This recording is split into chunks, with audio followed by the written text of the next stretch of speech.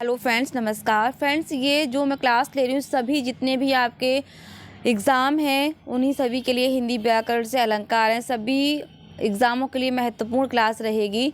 तो एग्ज़ाम आपका कोई भी हो, मैंने ये वही प्रश्न लिए जो मोस्टली रिपीट होते हैं और हर एक एग्ज़ाम में आते ही आते हैं। तो आज का जो टॉपिक है वो है अलंकार।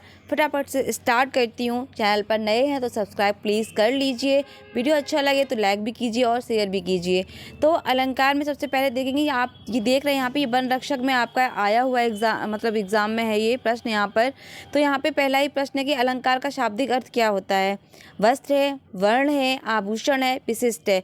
तो यहाँ पर सही उत्तर हो जाएगा क्या, आभूषण यहाँ का है सही उत्तर है। यानी कि अलंकार का शाब्दिक अर्थ क्या हो जाएगा आपका, आभूषण।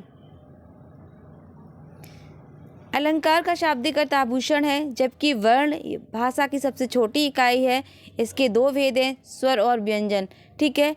विशिष्ट का शाब्दिक अर्थ है सबसे अलग। यानी कि जो यहाँ पर एक्सप्लेनेशन दिया गया है वो आपका यहाँ पे 1 से 2 से 3 प्रश्न बना रहा है आराम से। तो यहाँ पे आपको भाषा की इकाई पता चल गई, विशिष्ट का मतलब पता चल गया। ठीक है। तो प्रश्न नंबर 2 यहाँ पर हो जाएगा आपका, अलंकारों की महत्ता के संबंध में इनमें से कौन सा कथन सही नहीं है। अलंकारों में काव्य सौंदर्य में वृद्धि होती है। अलंकारों के बिना काव्य रचना संभव नहीं है। अलंकार काव्य सौंदर्य उत्पन्न करते हैं। अलंकारों से काव्य में रोचकता और प्रभाव विष्णुता आती है। लगभग देखने में कहीं ना कहीं प्रश्न उत्तर जो है, ऑप्शन जो है वो ऐसा लग रहा है सब सही हैं, लेकिन ये सभी सही नहीं है। ये आपका केवीएस पीजीटी में आया हुआ प्रश्न है। तो यहाँ पर सही उत्तर क्या हो जाएगा, अलंकार जो हैं वो काव्य सौंदर्य उत्पन्न करते हैं, ना तो वृद्धि करते हैं, ना तो रचना करते हैं, और ना ही ये रोचकता और प्रभाव विष्णुता बढ़ाते हैं। तो क्या करते हैं, केवल काव्य सौंदर्य को उत्पन्न करते हैं। अगला प्रश्न, निम्नलिखित में से कौन सा अलंकार का भेद नहीं है। शब्दालंकार, छंदालंकार, अर्थालंकार, उभयालंकार। तो हम सभी जानते हैं कि अलंकार 3 प्रकार के होते हैं। मोस्टली 2 ही प्रचलन में है, लेकिन 3 प्रकार के होते हैं। तो यहाँ पर जो नहीं है वो पूछा है हमें। तो यहाँ पर जो नहीं है वो है आपका छंदालंकार। ठीक है। शब्दालंकार होता है आपका, अर्थालंकार होता है, उभयालंकार होता है। फिर अगला प्रश्न है यहाँ पर, निम्नलिखित में से कौन सा अलंकार शब्दालंकार है।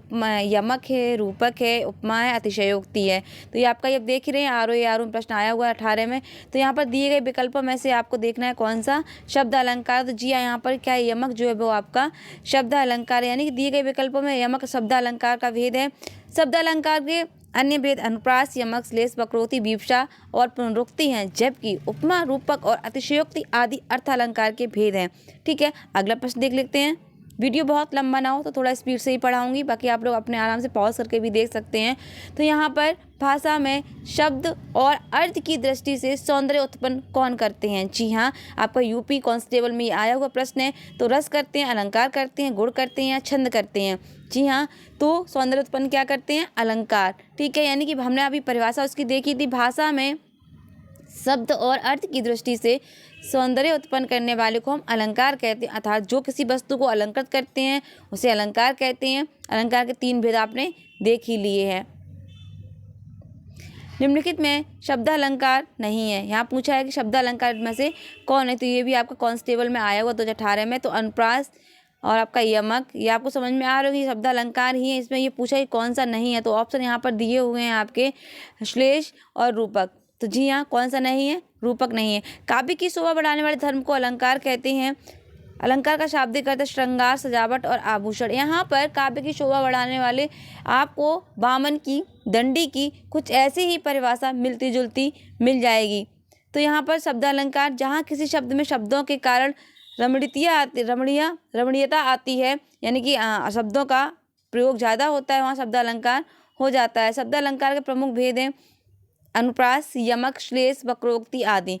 अर्थ अलंकार, जहाँ किसी काव्य में अर्थों के आवृत्ति होने पर वहाँ क्या हो जाता है, आपका अर्थ अलंकार हो जाता है। इसके भेद क्या क्या है, उपमा होता है, रूपक है, उत्प्रेक्षा है, व्यतिरेक, अतिशयोक्ति है, दृष्टांत है, उल्लेख है, भ्रांतिमान आदि हैं। अलंकार के मुख्य भेद कौन कौन से माने गए हैं। तो हमें पता है कि शब्द अलंकार, अर्थ अलंकार, उभयालंकार। तो यहाँ पहला ही आपका सही हो जाएगा। निम्नलिखित में से कौन सा विकल्प शब्दालंकार का भेद नहीं है? हम अगर अच्छे से पढ़े हैं, पता है तो आप पहचान लोगे इसमें। तो शब्दालंकार का कौन सा नहीं है? तो रूपक नहीं। आप ये देखिए, रूपक हमने ऐसे पहले ऐसा प्रश्न देखा था, ठीक है, वो भी रिपीट था, और ये भी यूपीएसआई में आ चुका प्रश्न है, तो ये भी क्या रिपीटेड है। यहाँ पर रिक्त स्थान दिया हुआ है, बताते हैं कि यहाँ शब्द में चमत्कार तथा डैश बताते हैं, अर्थ में अद्भुत सौंदर्य है। तो यहाँ पर क्या हो जाएगा? शब्दों में क्या हो जाएगा? शब्दालंकार, ठीक है, और अर्थों में क्या हो जाएगा? अर्थालंकार। तो ऑप्शन सी सही हो जाएगा। अर्धालंकार का एक प्रकार है, यहाँ पे देखना, अनुप्रास है, यमक है, श्लेष है, अतिशयोक्ति। अर्थालंकार का यहाँ पे कौन सा है? तो यहाँ पर हो जाएगा आपका अतिशयोक्ति।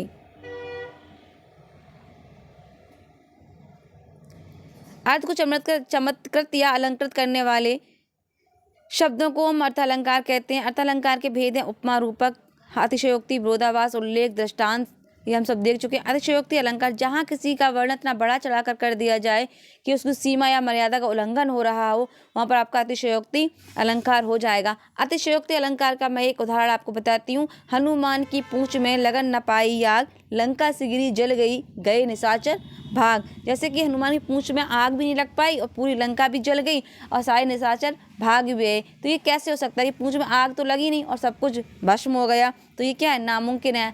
ये हमारी उम्मीद से ज़्यादा बता दिया। तो निम्नलिखित में से कौन सा अर्थ अलंकार नहीं है? यहाँ पे पूछा है, तो हमें पता है कि अलंकार कौन कौन सा शब्द अलंकार कौन सा है आपका अर्थ अलंकार। ये देखिए, रिपीट यूपीएसआई फिर से ये आपका 17 में पूछा गया प्रश्न है। तो यहाँ पूछा है कि आपका अर्थ अलंकार कौन सा नहीं, तो क्या है? श्लेष नहीं है। विरोधाभास, विभावना, भ्रांतिमान, ये सब किसमें आते हैं? अर्थ अलंकार के अंतर्गत आ जाते हैं। अलंकारों के मुख्य भेद कितने हैं? हमें पता होना चाहिए कितने होते हैं। अलंकारों के मुख्य भेद पूछे हैं यहाँ पर, कितने होते हैं? तो अलंकार मुख्य भेद, जो मुख्य भेद है तो वो आपके वो 2 ही होते हैं। ये देखिए, फिर से रिपीटेड प्रश्न है। कौन कौन से होते हैं? शब्दालंकार और आपका अर्थ अलंकार। यहाँ पर स्पष्ट रूप से दिया गया है। शब्दालंकार में अनुप्रास, यमक, श्लेष, वक्रोक्ति, वीप्सा। अर्थालंकार में उपमा, प्रतीप, संदेह, रूपक, उल्लेख, भ्रांतिमत, प्रेक्षा, अन्योक्ति आदि।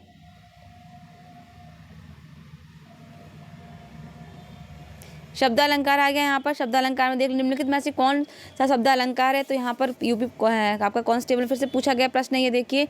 तो शब्दालंकार हमें पता ही है, तो कौन सा हो जाएगा? यहाँ पर यमक हो जाएगा, ठीक है। काव्य की शोभा बढ़ाने वाले शब्दों को अलंकार कहते हैं। हम देख चुके हैं अच्छे से। ये शब्दालंकार, जहाँ किसी पंक्ति या कविता में शब्दों के कारण रमणीयता आ जाती है, वहाँ क्या हो जाता है? शब्दालंकार हो जाता है। मुख्य भेद अनुप्रास, यमक, श्लेष, वक्रोक्ति आदि। अर्थ-अलंकार, जहाँ किसी पंक्ति में अर्थ के कारण सुंदरता आ जाती है और अर्थ की आवृत्ति होती है, वहाँ पर कौन सा हो जाता है? आपका अर्थालंकार हो जाता है। निम्नलिखित में से कौन सा शब्दालंकार का एक भेद नहीं है? बार बार वही रिपीट हो रहे हैं प्रश्न, तो आपको समझ सकते हैं कि एग्जाम में प्रश्न किस तरीके से बनते हैं। तो यहाँ पर ये पूछा गया है कि कौन सा नहीं है शब्दालंकार। तो हमें पता है कि शब्दालंकार में एक में से कौन सा नहीं है, तो आप बताइए। रूपक इसमें नहीं है। देखिए, प्रश्न 1 से 3 से 4 बार हो चुका है हमारा। अब आ जाए अनुप्रास अलंकार पर। हम अनुप्रास, जो सुख सुजत सुलभ मोही स्वामी में कौन सा अलंकार है? यहाँ पर बताइए मुझे आप लोग। तो कौन सा यहाँ पे? अनुप्रास अलंकार, क्योंकि सा वर्ण की आवृत्ति यहाँ पर बार बार हो रही है, तो क्या हो जाएगा? अनुप्रास अलंकार। यानी अनुप्रास अलंकार की साधारण सी परिभाषा है, जहाँ पर एक वर्ण की आवृत्ति 1 से अधिक बार होती है, वहाँ पर आपका अनुप्रास अलंकार हो जाता है। समान वर्णों की 2 या 2 से अधिक बार आवृत्ति होने पर अनुप्रास अलंकार होता है। प्रश्न में दी गई पंक्ति में से सा वर्ण की आवृत्ति 3 बार हुई है, इसलिए यहाँ पर क्या हो जाएगा? आपका अनुप्रास अलंकार हो जाएगा। जननी तू जननी भई, विधि सन कछु न बसाए, में कौन सा अलंकार है? यह हमें देखना है, क्योंकि यहाँ पर जननी तू जननी भई, यानी कि जननी शब्द 2 बार आया है। जननी तू जननी भई, विधि सन कछु न बसाए में कौन सा अलंकार? तो यहाँ पर छेका है, वृत्या है, लाटा है, इनमें से कोई नहीं है। यूपी टीजीटी 2002 में आया था, तो यहाँ पर सही हो जाएगा लाटा अनुप्रास है।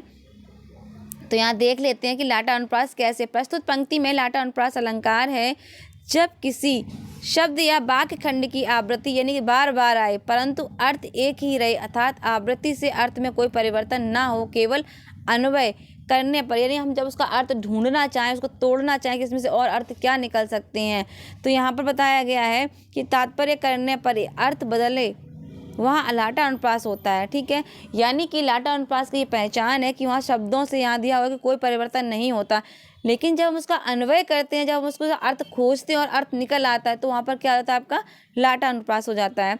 छेका अनुप्रास में स्वरूप और क्रम से अनेक व्यंजनों की आवृत्ति एक बार होती है, ध्यान से देखिएगा, छे का अनुप्रास में क्या होता है कि स्वरूप और क्रम से अनेक व्यंजनों की आवृत्ति एक बार होती है। किसकी? व्यंजनों की।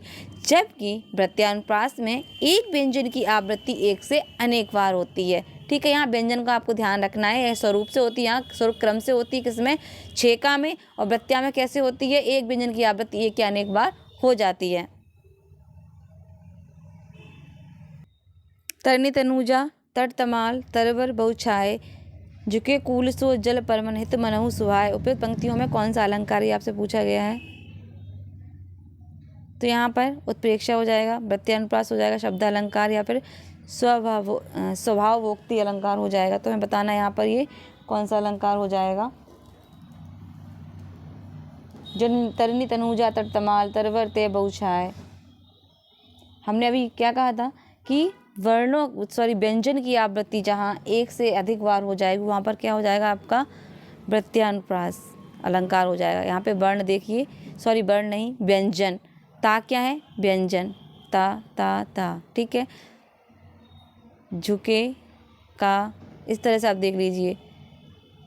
तो यहाँ पर ता वर्ण की व्यंजन की आवृत्ति बार बार हो रही, इसलिए यहाँ पर क्या हो जाएगा? वृत्यानुप्रास। बात से याद रख लीजिए, वृत्या से व्यंजन की आवृत्ति जहाँ बार बार हो वहाँ पर क्या हो जाएगा? आपका वृत्यानुप्रास हो जाएगा। जहाँ वर्णों की आवृत्ति बार बार होती है उसमें कौन सा अलंकार होता है? हमने अभी कहा था वर्णों की आवृत्ति किस में होती है? तो वर्णों की आवृत्ति तो होती है आपके अनुप्रास में। व्यंजन की आवृत्ति किस में होती है? छेका में और आपका वृत्यानुप्रास में। यहाँ पूरा दिया हुआ है परिभाषा सहित, बहुत अच्छे से आप समझ सकते हैं। यमक अलंकार एक या एक से अधिक शब्द एक से अधिक बार प्रयुक्त हों एवं अर्थ भी प्रत्येक बार कैसा हो? अलग अलग हो उनका। श्लेष अलंकार में श्लेष का अर्थ है चिपकना, मिलना अथवा संयोग। जहाँ एक शब्द के साथ अनेक अर्थ चिपके रहते हैं वहाँ क्या होता है? श्लेष अलंकार होता है। उत्प्रेक्षा जब उपमेय में उपमान की संभावना या कल्पना कर ली जाए तो वहाँ क्या होता है? आपका उत्प्रेक्षा अलंकार हो जाता है। जैसे सोहत ओढ़े पीठ पत श्याम सलोने गात मानो नील मणिशैल पर आता पर्यो प्रभात। ये किसका है? मैंने जो उदाहरण दिया ये आपका है उत्प्रेक्षा अलंकार का उदाहरण है। श्लेष में आपको पुराना है रहीमन पानी राखी और सुबिरन को ढूंढत फिरे कभी व्यभिचारी चोर। ठीक है, ये किसके? जैसे यमक का है काली घटा का घमंड घटा तीन बेर खाती थी, वो तीन बेर खाती थी। तो इस तरीके से ये इनके उदाहरण हो जाएंगे। राम हृदय जाके नहीं विपत्ति सुमंगल ताई, राम हृदय जाके नहीं विपत्ति सुमंगल ताई। यहाँ पर ये देखिए एक ही बात को दो बार कहा गया है। अगर आपको अच्छे से पता है तो आप समझ जाएंगे। यहाँ पे क्या हो जाएगा? लाटा अनुप्रास हो जाएगा। हमने पहले इसको डिस्कस कर लिया है। जहाँ व्यंजन की आवृत्ति एक या अनेक बार हो तो वहाँ पर क्या हो जाएगा? आपका छेका है, वृत्या है। यहाँ व्यंजन की बात हो रही है। जहाँ एक व्यंजन की आवृत्ति एक से अनेक बार हो तो कौन सा अलंकार हो जाएगा? जी हाँ, समझ में आ गया होगा। ये आपका यहाँ पे वृत्यानुप्रास हो जाएगा। ठीक है, अब आ जाते हैं यमक अलंकार पर। ये सभी इस तरह से दिए हुए हैं कि जहाँ जो आया है तो वहाँ पर लिया गया है अलंकार कि किस तरीके से हो जाएंगे।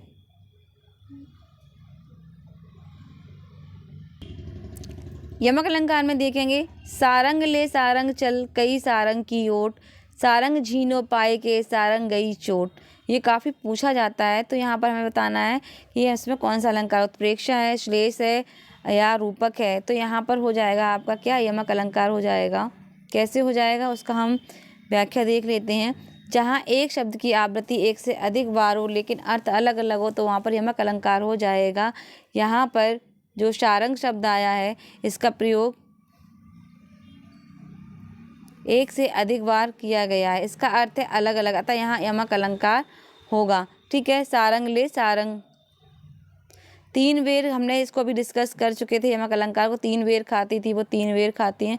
कौन सा अलंकार हो जाएगा यहाँ पर? तो यमक अलंकार हो जाएगा। हम इसको डिस्कस कर लिए थे। आगे बढ़ते हैं। जैसे इसमें बहुत सारे उदाहरण दिए गए तो इसको हम थोड़ा सा देख लेते हैं। असिस्टेंट अकाउंट एग्ज़ाम में ये आपका आ चुका है। थोड़ा सा जो व्याख्या दी गई उसको हम देखते हैं।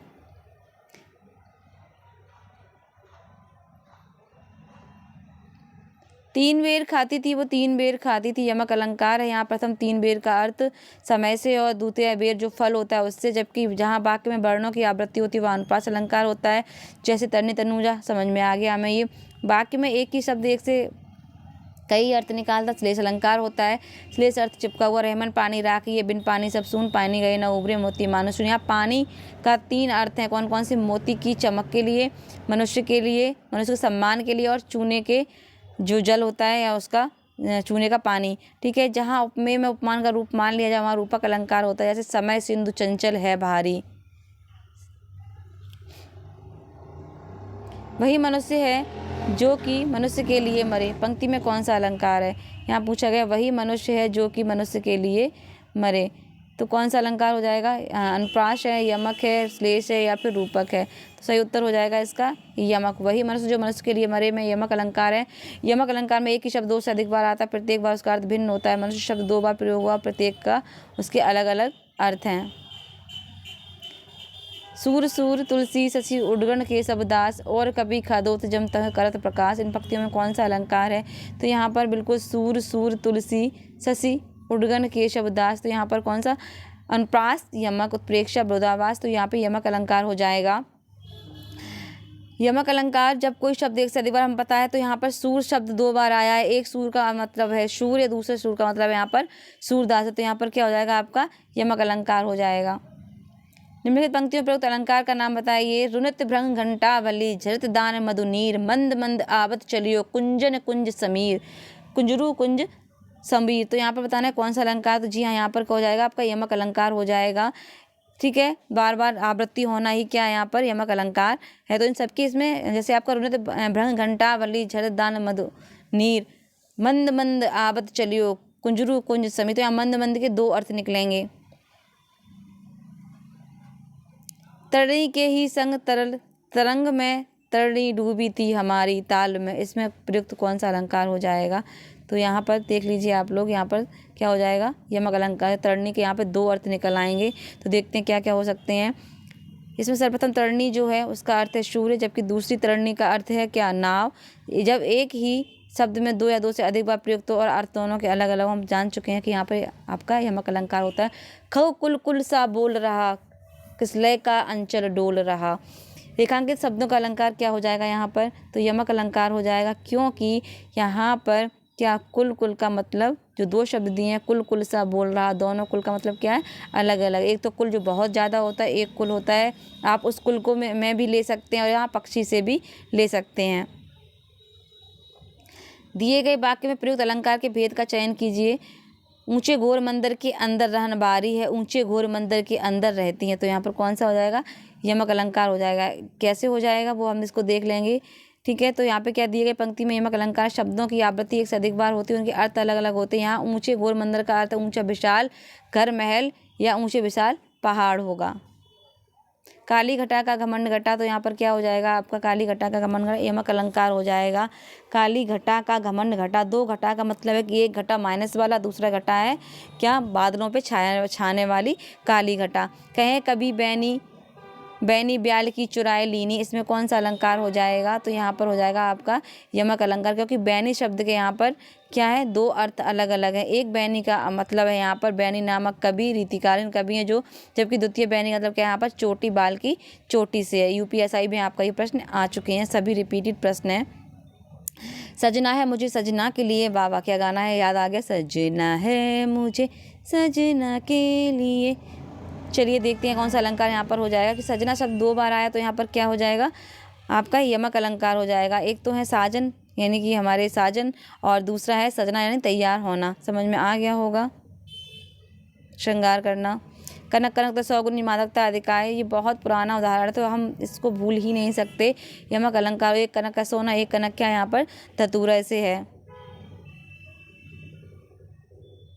श्लेष व अन्य अलंकार भी दिए हुए यहाँ पर, तो हम देख लेंगे। रावण सिर सरोज बनचारी, चली रघुवीर मिली मुखधारी। सिली मुख में कौन सा अलंकार? यहाँ पर स्पष्ट दिया हुआ है, या पूछा है कि सिली मुख में कौन सा अलंकार, तो यहाँ पर क्या हो जाएगा? आपका श्लेष अलंकार हो जाएगा। तो यहाँ पर सिली मुख के 2 अर्थ हैं, कौन कौन सा? बाण तथा भौरा। सिली मुख का क्या अर्थ है? यहाँ पे बाण तथा भौरा इसके अर्थ हो जाएंगे।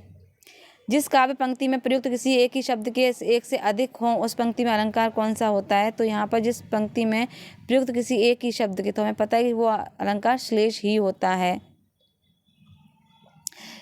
चिर जीवों जोरी जुरे क्यों न स्नेह गंभीर, के घटी ये वृषभानुजा वे हलदर के वीर। यहाँ वृषभानुजा के अलग अलग अर्थ हैं, इसलिए यहाँ पर क्या हो जाएगा आपका श्लेष अलंकार हो जाएगा। वृषभानुजा अर्थात वृषभानु यानी कि राधा, ठीक है। दूसरा वृष का मतलब है अनुजा अर्थात बैल की बहन गाय।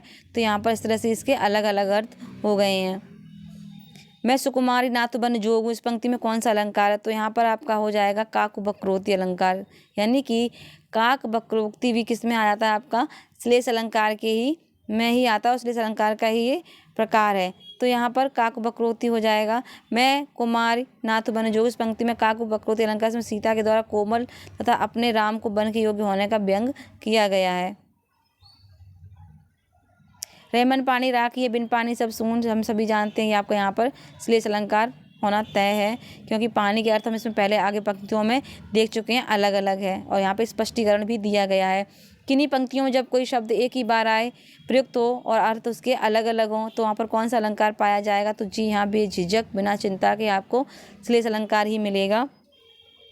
हमने शुरुआत में ही आपको एग्जाम्पल दिया था, सुवर्ण को ढूंढत फिरें कभी व्यभिचारी चोर। तो यहाँ पर कौन सा अलंकार हो जाएगा? श्लेष अलंकार हो जाएगा, क्योंकि यहाँ पर सुवर्ण के 3 अर्थ हैं यहाँ पर, ठीक है। तो यहाँ पे ये एक उदाहरण दी, चरण धरत चिंता कर चित्तवत चारों और सुवर्ण को ढूंढत फिरें कभी व्यभिचारी चोर। तो यहाँ पर एक कवि है वो अच्छे अक्षरों की पहचान करेगा सुवर्ण से यहाँ पर, ठीक है।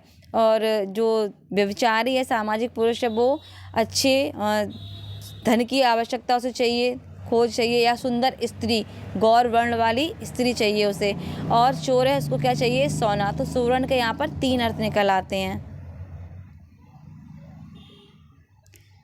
तो यहाँ पर 3 अर्थ ये दिए गए हैं, तो देख लीजिए यहाँ पर कि क्या है? सुंदर वर्ण, सुंदर तथा स्त्री, सुंदर सोना, जिसमें कभी सुंदर वर्ण व्यभिचारी सुंदर स्त्री तथा चोर सुंदर स्वर्ण को खोज रहा है। देखिए, जो घनी भूत पीड़ा थी मस्तक में स्मृति सी छाई, दुर्दिन में आंसू बनकर वह आज बरसने आई। यूपीएसआई में ये प्रश्न आपका आया हुआ है। तो यहाँ पर कौन सा अलंकार हो जाएगा? यहाँ पर श्लेष अलंकार हो जाएगा। कैसे हो जाएगा? एक शब्द में एक से अधिक अर्थ जुड़े हुए हैं। कैसे जुड़े हुए हैं? तो देखिए यहाँ पर, जैसे घनी भूत पीड़ा मस्तक सी छाई, दुर्दिन में आंसू बनकर आज बरसने आई। तो यहाँ पर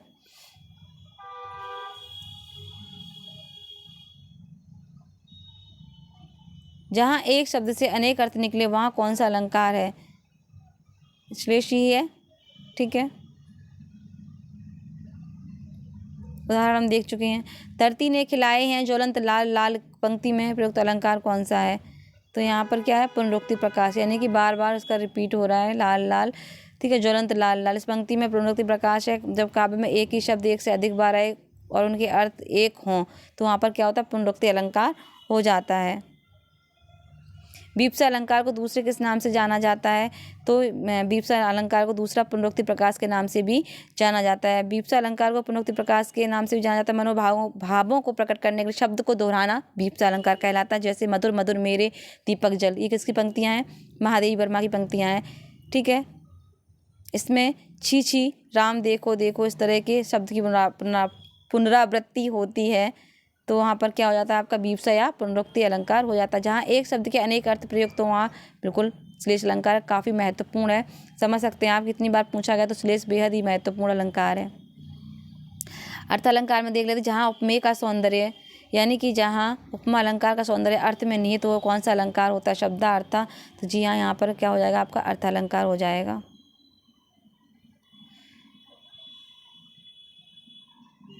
जहाँ उपमा अलंकार का सौंदर्य नहीं, तो हमें पता चल गया अर्थ अलंकार क्या होता है, शब्द अलंकार क्या होता है। हम प्रश्न फटाफट से देख लेते हैं। इनमें कौन सा अर्थ अलंकार का भेद नहीं है, ये पूछा है। तो यहाँ पर हम ये देख चुके हैं अच्छे से, तो आपको पता होना चाहिए कौन सा अर्थ अलंकार का भेद नहीं है। तो यमक यहाँ पर कैसे भी अर्थ अलंकार का भेद नहीं है। कौन सा? यमक, ठीक है। आगे देखेंगे, बाकी यहाँ पर आप देख लीजिए आराम से। निम्नलिखित में से कौन सा अर्थ अलंकार का एक भेद नहीं है? फिर से रिपीट हुआ है आपका ARO में, तो पता ही हमें कौन सा अर्थ अलंकार का भेद नहीं है यहाँ पर। तो श्लेष नहीं है कैसे भी। वही प्रश्न बार बार, अर्थ अलंकार कौन सा नहीं है, फिर रिपीटेड। यहाँ पर देखिए आप, वक्रोक्ति जहाँ लक्षणा या व्यंजना अर्थ में होती है, बीप्सा हेतु शब्दों का दोहराव होता है, श्लेष एक शब्द और अर्थ अनेक। निम्नलिखित में से कौन सा अर्थ अलंकार नहीं है? तो जहाँ पे अनुप्रास अलंकार बिल्कुल भी आपका नहीं है। तो यहाँ पर अर्थालंकार के रूप दिए गए हैं कि अर्थालंकार कितने होते हैं। तो यहाँ पर सभी देख लीजिए आप, उपमा, रूपक, प्रतीप, व्यतिरेक, उत्प्रेक्षा, संदेह, भ्रांतिमान, असंगति, विरोधाभास, विभावना, अतिशयोक्ति, प्रतिवस्तु, उपमा, दृष्टांत, काव्यलिंग, अर्थ अंतर, न्यास, उदाहरण, समासोक्ति, अन्योक्ति, निदर्शना, ये सब क्या है आपके शब्द अलंकार। नीचे वो अर्थालंकार थे, सॉरी, सबसे पहले जो आपने पढ़े ये अर्थालंकार ही थे, ठीक है। फिर यहाँ शब्द अलंकार आपके अनुप्रास, यमक, श्लेष, वक्रोक्ति आदि हैं। निम्न में से कौन सा अर्थालंकार है, तो हमें पता है तो हम अच्छे से बता सकते हैं कौन सा यहाँ पर है। तो रूपक आपका अर्थालंकार है। यहाँ पर 100 से ज़्यादा विद्वानों ने अलंकार माने हैं, अर्थालंकार को 100 से ज़्यादा अलंकार माना गया है। उपमा में देख लेंगे हम थोड़ा सा फटाफट से। सो शिव धनु मृणाल की नाई, तोरहूँ राम गणेश गोसाई। इस पंक्ति में किस अलंकार का प्रयोग हुआ है, तो यहाँ पर जी उपमा अलंकार का प्रयोग हुआ है। कैसे हुआ है वो हम देख लेते हैं। जहाँ दो वस्तुओं में रंग, गुण, धर्म, समानता का बोध कराया जाता है, वहाँ पर उपमा अलंकार होता है। खिली हुई हवा आई, फिरकी सी आई, चल गई। पंक्ति में कौन सा अलंकार, तो यहाँ पर उपमा अलंकार है। जब एक वस्तु से तुलना वस्तु से की जाती है तो वहाँ पर बिल्कुल उपमा अलंकार हो जाता है। तो यहाँ पर ये देख लीजिए, दीप सा मन जल चुका, इस पंक्ति का वाचक पूछा है। यहाँ पर उपमा अलंकार के 4 साधारण जो आपके होते हैं। सबसे पहले आता है आपका उपमेय, उपमान, वाचक और फिर आपका आता है साधारण धर्म। तो वाचक उपमा अलंकार के बीच में प्रयोग किया जाता है। साधारण धर्म जो बचता है वो बाद में रह जाता है। यानी कि यहाँ पर वाचक पूछा है तो वाचक क्या हो जाएगा, दीप है, सा है, मन है, जल चुका। यानी सा सी से जो होते हैं प्रयोग करते हैं वो क्या कहलाते हैं, आपके वाचक शब्द कहलाते हैं। ये देखिए अच्छा उदाहरण है। नील परिधान बीच सुकुमार, खुल रहा मृदु अधखुला अंग, जिला खिला हो ज्यों बिजली का फूल, मेघ बन बीच गुलाबी रंग। ये जयशंकर प्रसाद की पंक्तियां हैं, कामायनी के श्रद्धा सर्ग से ली गई हैं। तो यहाँ पर मैं लिख दूँ, ये पंक्तियाँ भी पूछ ली जाती हैं। जयशंकर प्रसाद छायावादियों के कवि हैं, ठीक है। कामायनी से उनकी ये पंक्तियाँ ली गई हैं और श्रद्धा सर्ग से ली गई हैं, ठीक है। तो यहाँ पर इन पंक्तियों में पूछा है कि कौन सा अलंकार, तो यहाँ पर उपमा अलंकार हो जाएगा। ज्यों आप प्रयोग हो गया है यहाँ पर, तो क्या हो जाएगा यहाँ पर, बीज सुकुमार खिल रहा। बहुत अच्छा लिखा हुआ है जो एक उदाहरण है आपका। तो यहाँ देख लेंगे पंक्ति उपमा अलंकार। नायक नील परिधान पहने हुई नायिका को कांति में अंगों की तुलना नीले बादल के बीच कांति में बिजली से करता है। दोनों के बीच समानता या तुलना करने के लिए ज्यों वाचक शब्द आया है। जबकि जब उपमेय में उपमान कल्पना संभावना प्रकट की जाए वहाँ उत्प्रेक्षा अलंकार। जब इनका भेद रहित आरोपण हो तो रूपक अलंकार होता है और श्लेष में एक ही शब्द के अनेक अर्थ हो जाते हैं। आती है शून्य चित्त से क्यों लौट प्रतिध्वनि मेरी, टकराती बिल खाती सी पगली सी देती फेरी। तो यहाँ पर जब आपको लगा कि यहाँ पर सी बार प्रयोग हुआ तो सोचने की ज़रूरत ही नहीं है। क्या हो जाएगा यहाँ पर आपका सीधा उपमा अलंकार हो जाएगा। उत्तराखंड असिस्टेंट प्रोफेसर में पूछा गया है ये प्रश्न। पीपर पात सरस मंडोला, कोटि कुलिसम बचन तुम्हारा, व्यर्थ धरों बनवान कुठारा। तो ये सब क्या है आपके उपमा अलंकार है। पीपर पात सरस मंडोला, तो यहाँ पर पूछा है कि उपमेय क्या है। पीपर पात सरस मंडोला में उपमेय क्या है ये पहचान। पीपर पात है, सरस है, मन है या फिर डोला है। हमने अब इससे पहले देखा था कि वाचक में कौन सा हो जाएगा, तो वाचक अलग है, वाचक में सा सी से जुड़ जाता है, ठीक है। तो वहीं हमें ये पहचानना था कि इसमें उपमेय क्या हो जाएगा। तो क्या हो जाएगा उपमेय, मन, ठीक है। पीपर पात सरस मन डोला, तो यहाँ पे क्या हो जाएगा आपका मन हो जाएगा क्या, उपमेय, ठीक है। तो फ्रेंड्स ये थे कुछ महत्वपूर्ण अलंकार, हाँ इतने ही हैं। तो यहाँ पर कैसी लगी आपको आज की क्लास, तो प्लीज़ अच्छी लगी हो आप तो धैर्य बनाकर देखिए। मोस्टली वही रिपीटेड होते हैं, उदाहरण अच्छे से समझिए, अच्छे से पढ़िए और आई होप कि आपको इसमें से 1 से 2 प्रश्न आराम से देखने को मिलेंगे। तो वीडियो देखने के लिए कहूँगी आप सभी का बहुत बहुत धन्यवाद। बने रहिए साथ, बनाए रखिए अपना प्यार और ख्याल रखिए और वीडियो को देखिए, लाइक कीजिए, शेयर कीजिए। बहुत बहुत धन्यवाद।